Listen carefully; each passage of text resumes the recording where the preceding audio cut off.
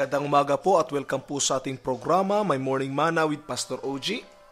At nais kong kumustahin ang inyong umaga. Sana po ay nakapagkape na kayo at nainitan ang ating tiyan. Without further ado, let's open our Bible in the book of Matthew. Sa aklat po ng Matthew, chapter 6, verses 25 hanggang 34. Matthew chapter 6, verses 25 or starting from 24 na lang po siguro, hanggang panghuling verse. Ito po yung pagkasabi sa ating salin, Diyos o kayamanan. Walang makapaglilingkod ng sabay sa dalawang Panginoon sapagkat kapupuotan niya ang isa at ibigin ang ikalawa. Paglingkuran ng tapat ang isa at hahamakin ang ikalawa. Hindi kayo makapaglingkod ng sabay sa Diyos at sa kayamanan.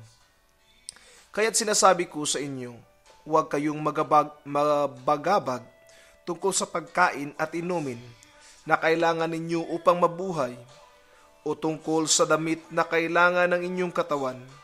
Hindi ba't ang buhay ay higit na mahalaga kaysa pagkain at ang katawan kaysa pananamit?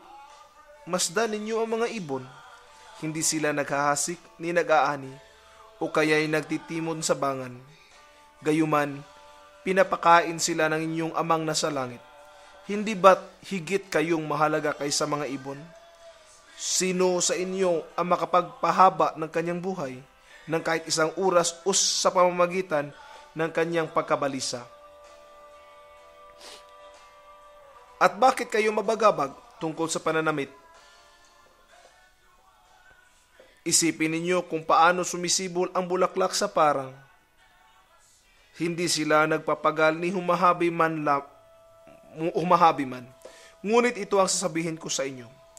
Maging si Solomon ay hindi nakapagsuot ng kasing ganda ng isa sa mga bulaklak na ito, bagamat napakaringal ng mga damit niya. Kung ang mga damo sa bukirin o kabukiran na buhay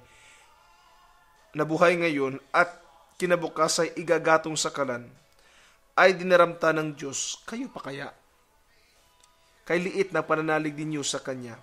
Kaya't huwag kayong mabalisa tungkol sa inyong kakainin, iinumin o daramtin, sapagkat ang mga bagay na ito ang kinahuhumalingan ng mga taong wala pang pananalig sa Diyos. Alam ng inyong amang nasa langit na kailangan ninyo ang lahat ng ito.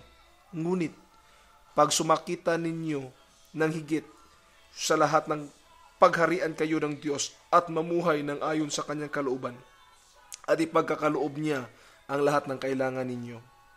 Kaya huwag ninyong ikabahala ang para sa araw na bukas.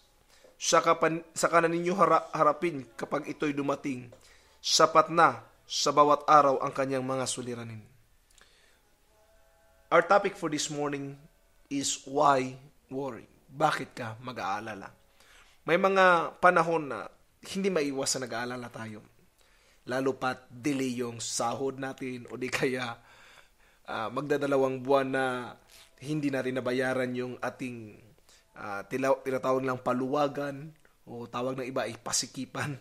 May mga bagay tayong pinag-aalalahanan. Marami tayong mga bagay na napupuno tayo ng pagkabalisa. Subalit pinaalalahanan tayo ng Diyos na huwag mag-alala, huwag magbalisa. Kung ang mga ibon nga sa parang o kung ang mga ibon nga sa kalangitan ay hindi nga nag-aalala, pinapakain ng Diyos, tayo pa kaya? Kung ang mga tanim o bulaklak sa parang ay hindi nga nag-aalala, bakit tayo mag-aalala? Higit pa tayo sa mga bagay na ito. Nais ko iparating sa inyo na kung atin lang unahin ang Diyos, wala tayong dapat ikabahala, wala tayong dapat ipag-alala.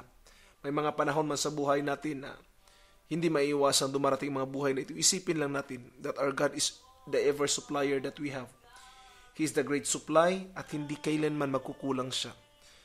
Dapat din po nating tandaan na the time na nag-aalala tayo, yan din po ang time na nawawala na tayo ng pagtitiwala sa Kanya.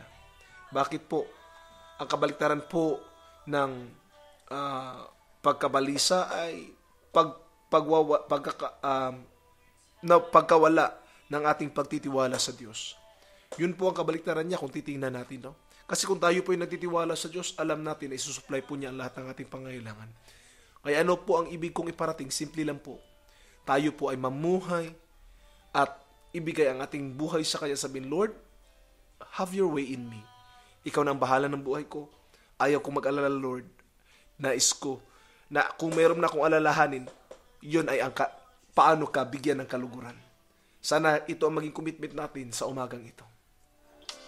Your head hangs low, though a tiny smile escapes you. In your eyes, surrender's all I see. Her heart is breaking as she holds him tightly. Minsan pa po, nagbabalik ang inyong lingkod para po sa ating biblical truth na pag-uusapan sa umagang ito. Ito po ang ilang katotohanan na gusto ko pong iparating sa inyo. Worry brings us to nowhere where it's difficult to find the way of return. Ang pagkabalisa po minsan ay mahirap po hanapin ang daan pabalik. Kung tayo po'y mag-engage doon sa worry na yan, no, it will cause us to distraction. It will lead us towards defeat. But if we understand that we don't have to worry, instead to trust in the promises of God, hindi tayo mag-aalala. Don't worry of what you have to eat, what you have to drink, because God will supply. Pero hindi po ibig sabihin na hindi na tayo magtatrabaho. Ang ibig lang iparating ng Panginoon, saan ba ang ating concentration? Saan ba ang ating puso? Nandun ba sa pag-aalala, pagkabalisa, o sa pagtitiwala sa ating Panginoon? I just want to challenge you this morning to trust in the Lord.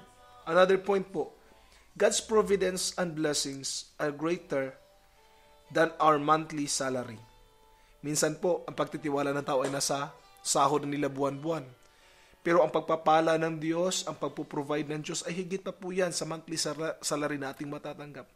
Kung titinan po natin, ang pagpapala po ng Diyos ay hindi po nasusukat sa pera lang.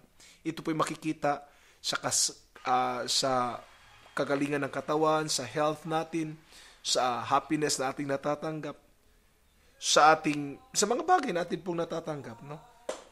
Minsan, ang tao ay sumusukat lang, no, doon sa perang natatanggap. At kung maraming pera, wala ganong pag-alam. Mali po yan. Lahat po tayo may worry. Marami man ang pera at kukunti ang pera, lahat po tayo may problema sa pera, no? Kung kukunti ang pera mo, ang worry mo doon is paano makahanap ng maraming pera. Kung marami ka namang pera, ang worry mo naman, paano i-divide ang pera?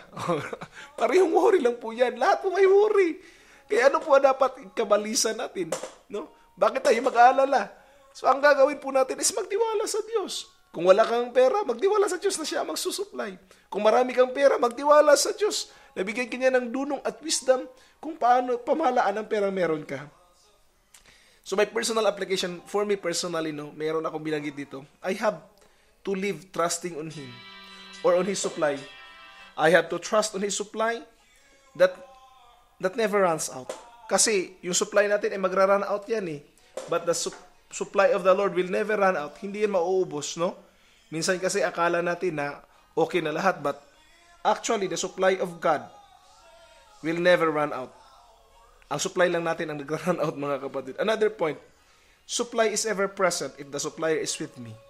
Binanggit ko na po nung nakaraan pa na you don't have to worry with the blessing if blesser is with you. You don't have to worry about healing if the healer is with you. Kaya kasi sinasabi natin madalas, seek the healer and the healing will follow. Seek the blesser and the blessings will follow. Seek the providence or seek the provider and the providence will follow. My challenge for you this morning is to trust in the Lord.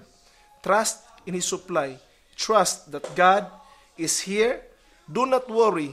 Always trust in His power. Always trust in the Lord. God bless po. You are, I give you my glory. Hallelujah. Because of who